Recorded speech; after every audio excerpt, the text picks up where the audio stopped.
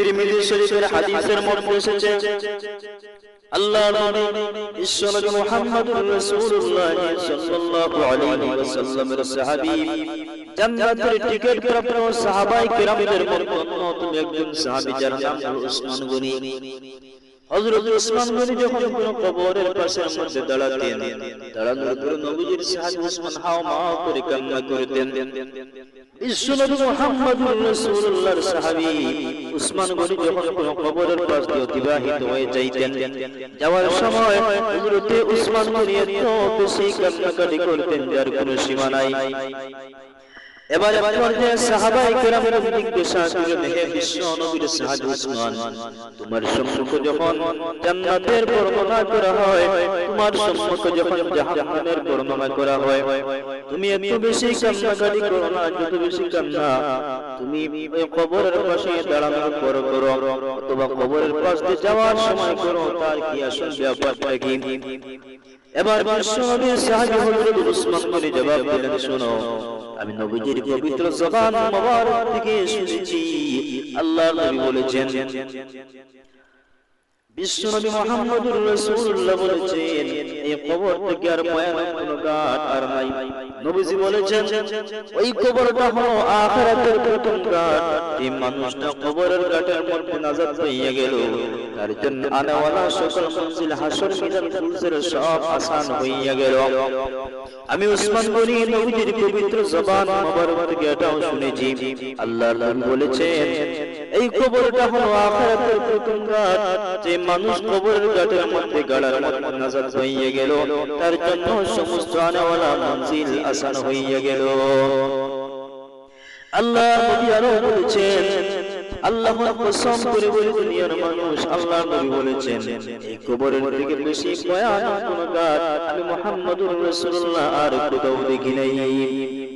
হাদিস শরীফের মধ্যে এসেছে, মানুষ যখন মরে যায় আর তার দাফন কাফনের কাজ সম্পূর্ণ হয়ে যায়, আর আল্লাহর বান্দাকে জীবনের জন্য তার সমস্ত আত্মীয় স্বজন পাড়া প্রতিবেশী সবাই মিলে জানাজা দেওয়ার পর অন্ধকার বাসবাগানের মধ্যে একা যখন ফেলে আসে, এমন বাসবাগান, অন্ধকার বাসবাগান যেখানে দিনের বেলা যাইতেও ভয় লাগে, ওই অন্ধকার কবরের মধ্যে রাইখা যখন সমস্ত মানুষ কবর থেকে এত দূর পর্যন্ত বাড়ির দিকে রওনা হয়ে যায়, যত দূর পর্যন্ত গেলে পায়ের শব্দ শোনা যায়, নবীজি বলেন, তত দূর পর্যন্ত মানুষ বান্দাকে কবরের মধ্যে একা ফেলে যখন রওনা হইয়া যায়, ওই কবরের মধ্যে ওই মানুষটাকে জীবিত করা হইয়া যায়, আর তার কবরের মধ্যে মুনকার নাকির ফেরেশতা হাজির হইয়া যায়।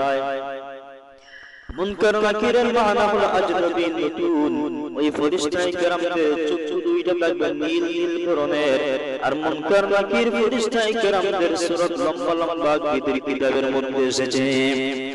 ওই মুনকার নাকির ফেরেশতা কবরের মধ্যে বান্দার ঢুকে যায়, ঢুকার পর বান্দা ফেরেশতার হও, মিনিস্টার হও, প্রফেসর হও, আর বান্দা দশতলার মালিক হও, গাছতলার ফকির হও, সিংহাসনের বাদশা হও, আর বান্দারে তুমি গাছতলার রানওয়ালা হও, রাস্তার ফকির হও, বান্দা সকলের কবরের মধ্যে তিনটি প্রশ্ন করা হবে। বান্দা সর্বপ্রথম প্রশ্ন কবরের মধ্যে করা হবে, মার রব্বুকা, তোমার রব কে?